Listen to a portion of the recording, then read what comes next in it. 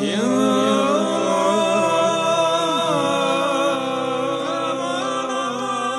Ganjil 2021 masih menjadi misteri. Namun, orang-orang terdahulu rupanya telah menggambarkan tentang masa depan Nusantara. Prabu Jayabaya, raja dari kerajaan Kadiri yang tersohor dengan ramalannya mengenai kondisi Nusantara. Selain itu, ternyata ada sosok peramal ulung yang tidak bisa diragukan lagi kebenarannya, yaitu Ronggo Warsito, pujangga terakhir Keraton Kasunanan Surakarta 1 abad silam, pernah menulis dalam serat Kalitida atau Zaman Edan. Kenapa amatan sosial tersebut masih relevan hingga zaman sekarang? Bagaimana sosok yang lahir 217 tahun silam atau 15 Maret 1802 itu mampu menggambarkan keadaan zaman yang akan datang? Mari kita simak bagaimana sebenarnya serat Kalitida yang menggambarkan akan datangnya zaman Edan dan kisah hidup Ronggo Warsito. Simak selengkapnya hanya di Alikul Channel.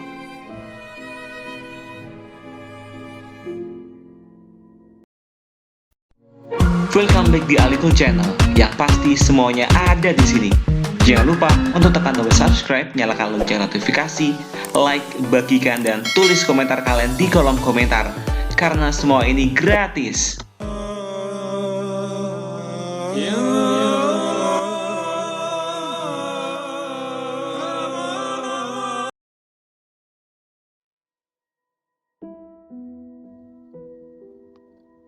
Menurut Ki Herman atau Jurnal Kalam 2016, Ronggo Warsito adalah keturunan langsung Pangeran Wijir dari lingkungan ulama Kadilangu, Demak, Bintara, seorang pelestari kitab Jayabaya Kidung, dengan menuliskannya kembali dari tradisi lisan.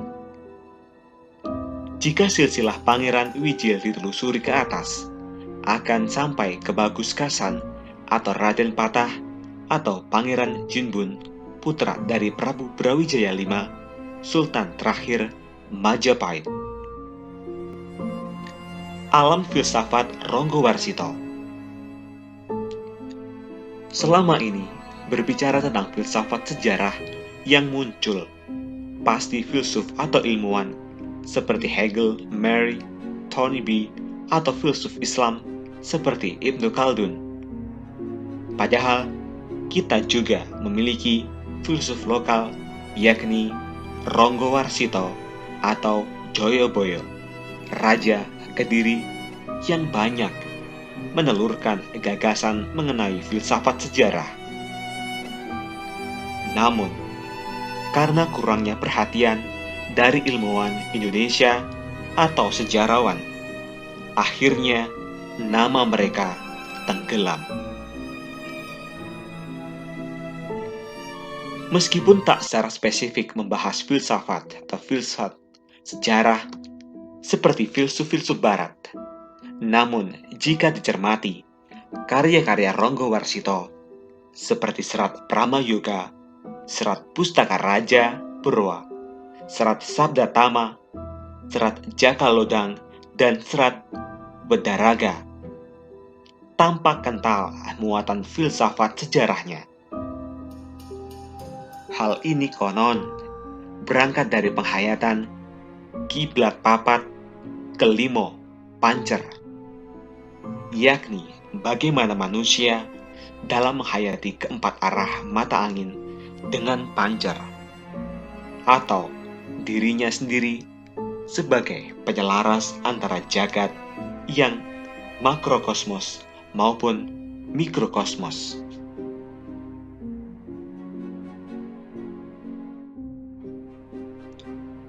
Dan seperti apakah sebenarnya isi serat Kalitida?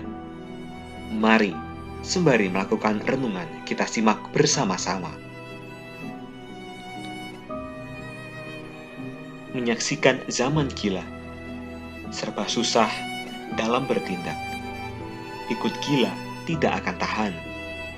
Tapi kalau tidak mengikuti gila, tidak akan mendapat bagian. Kelaparan pada akhirnya, namun telah menjadi kehendak yang maha kuasa. Sebahagia-bahagianya orang-orang yang lalai, akan lebih bahagia orang yang tetap ingat dan waspada. Itulah sedikit bunyi dari serat Kalitida Ronggowarsito yang saat ini familiar.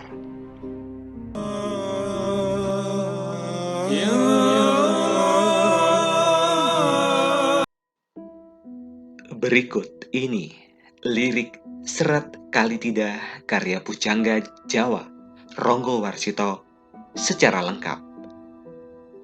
Serat Kalitida Ronggowarsito dikenal masyarakat Jawa sebagai ramalan datangnya zaman edan atau zaman rusak. Syair serat Kalitida terdiri atas 12 bait dari tembang Macapat Sinom yang ternyata sangat relevan dengan kondisi saat ini. Dan apakah memang serat Kalitida Ronggowarsito menggambarkan bagaimana keadaan tahun 2021 mendatang? Berikut syair serat Kalitida karya Ronggowarsito. Bait pertama. Mangkyo Tarajating Projo Kawuryan Wesunyo Ruri Rurah Pangrehing Ukara Karana tanpa palupi Ponang Paramengkawi Kawileting Tias Malatkung Kongas Kasudraniro Tidem Tandaning Dumadi Harda Yingrat Dining Karupan Rubedo, yang artinya sekarang derajat negara terlihat telah suram. Pelaksanaan undang-undang sudah rusak karena tanpa teladan. Kini sang pujangga hatinya diliputi rasa sedih, prihatin, tampak jelas kehina dinanya. Amat suram tanda-tanda kehidupan akibat kesukaran duniawi, bertubi-tubi kebanjiran bencana. Bait kedua. Ratune Ratu Utomo Patihe Patih Linwe Pra Noyoko Tias Raharjo Panekare becik-becik Parandene Tandadi Paliasing Kala Bendu Malah Sangkin Andodro Rubedo kang reribedi beda-beda hardane wong sanegara. Artinya, raja yang tengah berkuasa adalah raja utama. Perdana Menteri pun seorang yang terpilih. Para menteri juga bercita-cita menyejahterakan rakyat, pegawai aparatnya pun baik-baik. Meski demikian tidak menjadi penolak atas zaman terkutuk ini. Malahan keadaan semakin menjadi-jadi. Berbagai rintangan yang mengganggu. Berbeda-beda perbuatan angkara orang seluruh negara. Bait ketiga. Kata tangi siro sang paramengkawi kawileting tias duh tito kataman ing ring wirangi dening upaya sandi sumoruna ana rawang panglipur manuhara met pamprih milik pakoleh temah suh ing karsa tanpa weweka Artinya, daripada menangis sedih, bangkitlah, wahai sang pujangga. Meski diliputi penuh duka cita, mendapatkan rasa malu atas berbagai fitnah orang, mereka yang mendekatimu bergaul, menghibur, seolah membuat enak hatimu, padahal bermaksud memperoleh keuntungan, sehingga merusak cita-cita luhur karena tanpa kehati-hatianmu. Bait keempat. Dasar karoban pawarta, babaratan ujar lamis, pinutya dodya pangarsa, wekasan malah kawuri. Yen pinikir sayekti, pedah apa aning gayun, andeder kaluputan, siniraman banyu lali, lamun tuwuh dadi kekembanging bega. Artinya, dasarnya terbetik berbagai berita, kabar angin yang berujar munafik.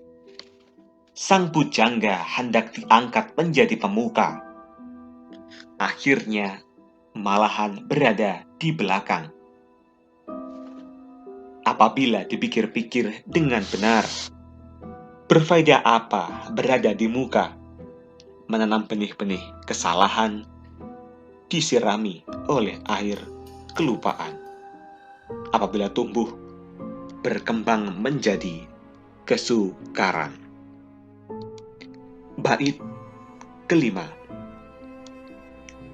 Ujaring paniti sastra, awarah asung peling ing jaman keneng musibat, wong ambek jat mika kontit, mangkono yen niteni pedah apa amituhu, pawarta lolowara mundhak anggrogrogan taati, anggur boyo ngiketa cariteng kono. Artinya, menurut buku Paniti Sastra, memberi ajaran dan peringatan di dalam zaman yang penuh bencana, bahwa orang berjiwa bijak justru kalah dengan berada di belakang. Demikian apabila mau memperhatikan tanda-tanda zaman. Apakah gunanya kita percaya pada berita-berita kosong, justru terasa semakin menyakitkan hati. Lebih baik menulis cerita-cerita kuno. Bait keenam. Keni kinaryo darsono, palimbang ololan becik, sayekti akeh kewolo, lelakon kang dadi tamsil, masalahe ngaurip, wewonira tinemu, temahan anarima, mupus papastening takdir, puluh-puluh anglakoni kaelokan. Artinya, hal itu dapat digunakan sebagai teladan untuk membandingkan hal buruk dan baik. Tentunya banyak juga lakuan-lakuan yang menjadi contoh tentang masalah-masalah hidup, hingga akhirnya ditemukannya keadaan tawakal atau nerimo, menyadari akan ketentuan takdir Tuhan. Bagaimana pula hal ini mengalami keanehan. Bait ketujuh. Amenangi jaman edan, awuh oyo ing pambudi, melu edan noratahan, yen tan melu anglakoni, boyo kaduman melik, kaliren wekasanipun dilalah kersane Allah, beja-bejaning kang lali, luwih beja kang eling lan waspada. Artinya, menghadapi zaman edan, keadaan menjadi serba sulit. Turut serta edan tidak tahan. Apabila tidak turut serta melakukan, tidak mendapat bagian. Akhirnya menderita kelaparan. sudah kehendak Tuhan Allah. Betapapun bahagianya orang yang lupa, lebih berbahagia mereka yang sadar dan waspada. Bait ke-8. Samono iku babasan padu-paduning kapengin, enggih makoten mau doplang. Bener ingkang ngarani, nanging sajroning batin sejatine nyamut-nyamut wis tuwa arep apa. Muhung mahasing ngasepi supaya entuk parip mamaning hyang suksma. Demikianlah perumpamaannya. Padahal mereka menginginkan. Bukankah demikian Paman Doplang? Benar juga yang menyangkanya. Namun di dalam batin, sesungguhnya hal itu masih jauh. Sudah tua mau apa lagi? Sebaiknya menjauhkan diri dari keramaian duniawi, supaya mendapatkan anugerah kasih Tuhan Yang Maha Esa. Bait ke-9. Beda lan kang wus santosa, kinarilan ing yang widi, satiba malanganeya, tan susah ngupaya kasil, saking manggunoh prapti, pangeran paring pitulung, marga samaning titah, rupa sabarang pikolih, parandene masih tabri ikhtiar. Artinya, berbeda bagi mereka yang telah teguh sentosa, jiwanya dianugerahi Tuhan Yang Maha Esa. Betapapun tingkah laku perbuatannya, tidak susah untuk mendapatkan penghasilan. Oleh karena dari datangnya pertolongan Tuhan, Tuhan senantiasa memberi petunjuk dan pertolongan, berupa segala sesuatu yang bermanfaat.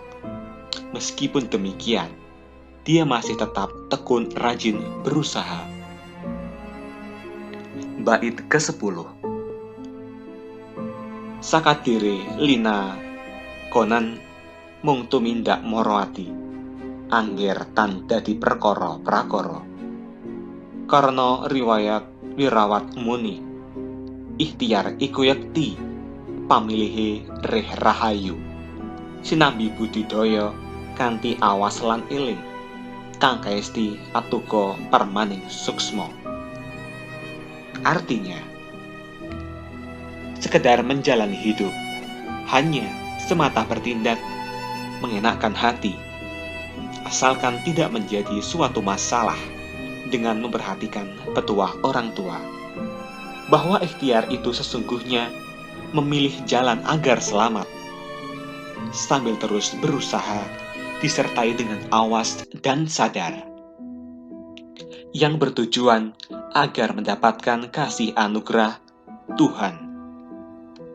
Bait ke-11. Ya Allah ya Rasulullah, kang sifat murah lan asih, mugi-mugi aparingi pitulung ingkang nartani ing alam awal akhir, dumunung ing gesang ulun, mongkya sampun awet arida ing wekasan kadi pundi, mila mugi wontena pitulung Tuhan. Artinya, ya Allah ya Rasulullah yang bersifat pemurah dan pengasih, semoga berkenan melimpahkan pertolongan yang menyelamatkan di dunia hingga ke akhirat, tempat hidup hamba. Padahal sekarang hamba sudah tua, pada akhirnya nanti bagaimana? Terserah. Maka semoga ada pertolongan Tuhan. Bait ke-12. Sageda sabar santosa, mati sajroning ngaurip alis ing reh huru-hara, murka angkara sumingkir, tarlen meling melatsih, sani tiasing tias mamatuh, badaring sapundenda antuk wajar sawatawis, borongongo suwarga masci matarya. Artinya, semoga dapat sabar sentosa, laksana mati di dalam hidup, terbebas dari segala kerusuhan, angkara murka, tamak loba menyingkir semua. Tiada lain karena berkonsentrasi diri memohon kasih Tuhan. Senantiasa melatih hatinya patuh agar dapat mengurungkan kutukan, sehingga mendapatkan sinar terang sekedarnya. Berserah diri agar dapat masuk surga yang berisi keabadian.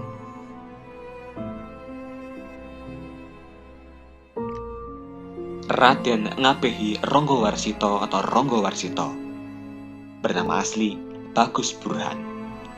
Dia adalah pujangga besar yang hidup di Kasunanan Surakarta. Ia dianggap sebagai pujangga besar terakhir Tanah Jawa. Lahir di Surakarta 15 Maret 1802 dan meninggal dalam usia 71 tahun pada 24 Desember 1873. Bagus Burhan adalah putra dari Mas Panjaswara atau Mas Ngabehi Ronggowarsito, cucu Yasadipura II. Serat Kalitida merupakan karya sastra yang bermula dari kegelisahan Ronggowarsito melihat kondisi pemerintahan saat itu. Ronggowarsito menjelaskan dalam syairnya mengenai derajat negara yang terlihat suram. Pelaksanaan undang-undang rusak akibat tidak adanya teladan dari para pembuatnya. Padahal orang-orang di pemerintahan adalah orang-orang terpilih dan mulanya bercita-cita ingin mensejahterakan rakyat kecil. Lalu ia mengatakan, orang-orang baik di negara tersebut justru tersingkirkan. Di akhir syairnya, Ronggowarsito mengajak masyarakat untuk menjauhi keramaian-keramaian duniawi. Hal itu supaya mendapatkan hidayah dan keselamatan dari Tuhan dan Rasul-Nya. Apabila kita mengkaji dan menikmati tiap bait serat, kalau tidak, masih sangat relevan dengan situasi Indonesia saat ini. Kasus korupsi di lembaga eksekutif, legislatif, dan yudikatif masih masif. Jabatan di pemerintahan dengan sangat mudah dijual belikan oleh orang-orang yang punya kedudukan. Maka, perlu sekiranya kita mengkaji serat Kalitida sembari melakukan renungan. Demikianlah lirik syair Serat Kalitida, Pujangga Jawa Ronggowarsito. Apakah Anda percaya dengan serat ramalan yang dituliskan Pujangga Jawa Ronggowarsito ini? Tulis komentar kalian di kolom komentar.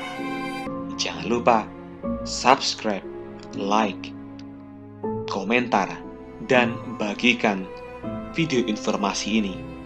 Dan nantikan video-video terbaru selanjutnya hanya di Alikul Channel. Terima kasih.